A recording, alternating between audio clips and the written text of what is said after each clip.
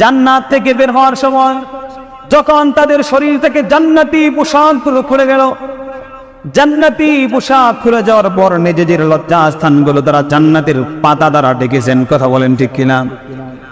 দুনিয়াতে আসার পর এর ভিন্ন একটা রূপ হয়েছে, সেটা হলো আদম এবং হাওয়া আলাইহিস সালাম।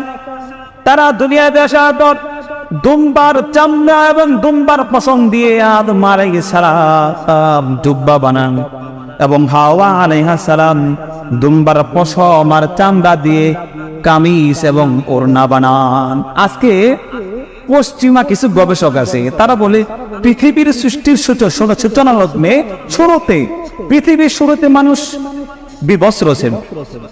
কি ছিল? কথা বলেন, কি ছিল? উলঙ্গ ছিল। পৃথিবীর সৃষ্টির শুরুতে মানুষ খাবার দাবার বসত না, মানুষের মধ্যে বিয়ে শাদীর কোনো রীতিনীতি ছিল না, মানুষের মধ্যে মনুষ্যত্ব ছিল না, সভ্যতা ছিল না, ভদ্রতা ছিল না।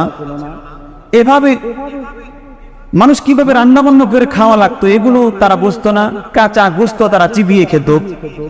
এই শিক্ষাগুলো পশ্চিমা গবেষকরা আমাদেরকে দেয়, এই ধ্যান ধারণাগুলো আমাদের মধ্যে লালন করতে চায়, কিন্তু আল্লাহর কোরআন এবং হাদিস কি এটাকে সাপোর্ট করে? কথা বলেন।